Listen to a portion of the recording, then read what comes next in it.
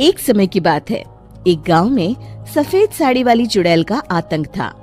चुड़ैल रात भर गांव में घूमती और गांव का जो भी आदमी उसे दिखाई देता उसे वो घायल कर देती। अरे कोई तो बचाओ, मर गया रे।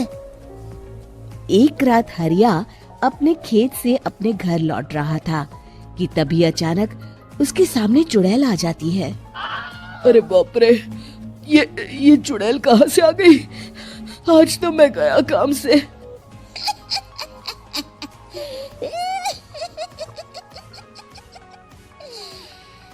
आज मुझे मेरा शिकार मिल गया। अरे चुड़ैल दीदी, मुझे छोड़ दो। जैसे ही चुड़ैल हरिया की तरफ बढ़ती है, हरिया वहाँ से भाग जाता है और अपने घर के दरवाजे पे पहुँचता है। अरे भगवान, जल्दी से दरवाजा खोलो, मेरे पीछे चुड़ैल पड़ी है। हरिया की पत्नी जल्दी से दरवाजा खोल देती है। अरे आप इतना हाफ क्यों रहे हैं? अरे मेरे पीछे चुड़ैल पड़ी है, आज तो मैं बाल बाल बच गया। जल्दी से सभी दरवाजे और सभी खिड़कियों को बंद करके बत्ती बुझा दो। तभी चुड़ैल हरिया के घर के पास पहुंच जाती है।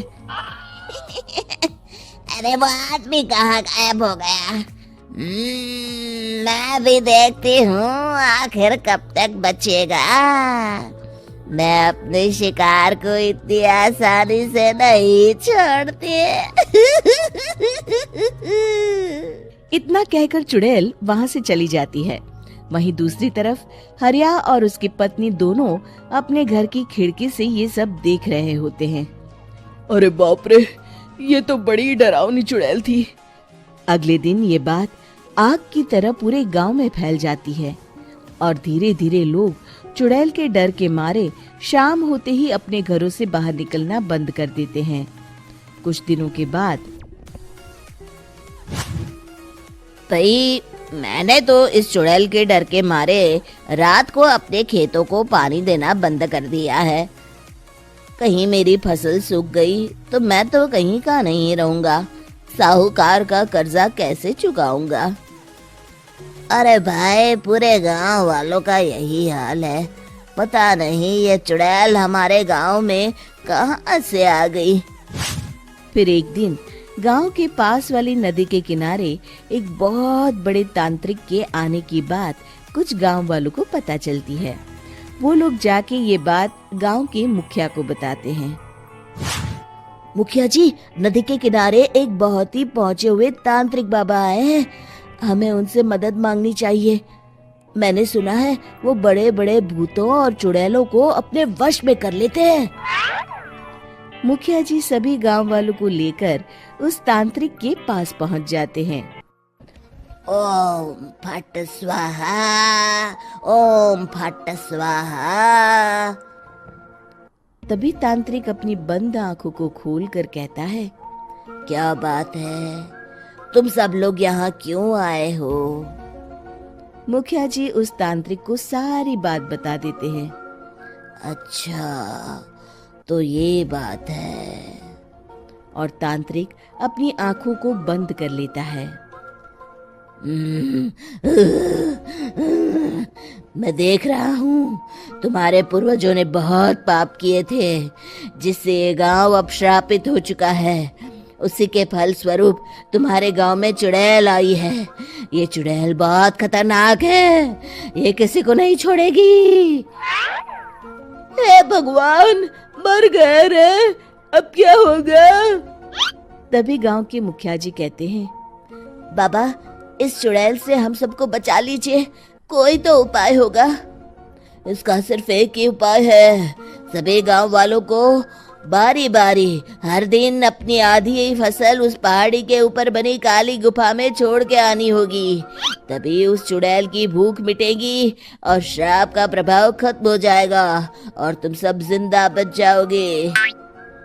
सभी गांव वाले उस तांत्रिक की बात को मान लेते हैं और वहां से चले जाते हैं।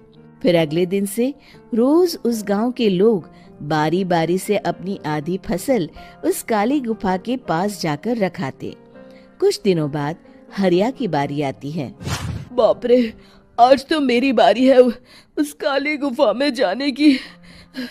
क्या करूं, वो तो बड़ी खतरनाक चुड़ैल है। मेरे तो हाथ पैर कांप रहे हैं। फिर हरिया डरते डरते अनाज की बोरियां अपनी बैलगाड़ी में लाद देता है।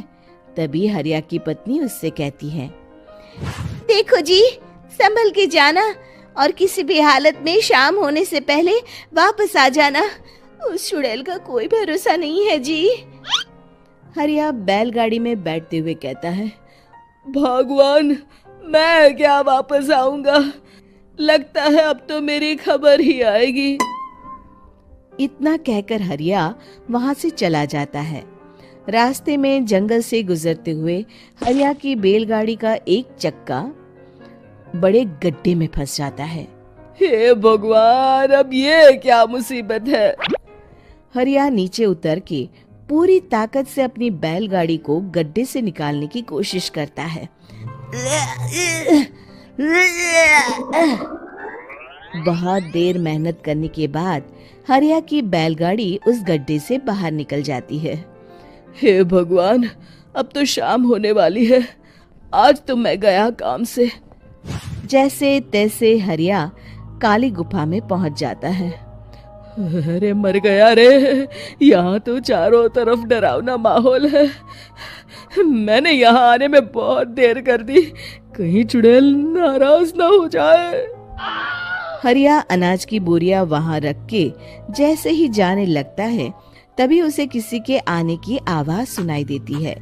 हरिया एक कोने में छुपकर अंदर देखने लगता है।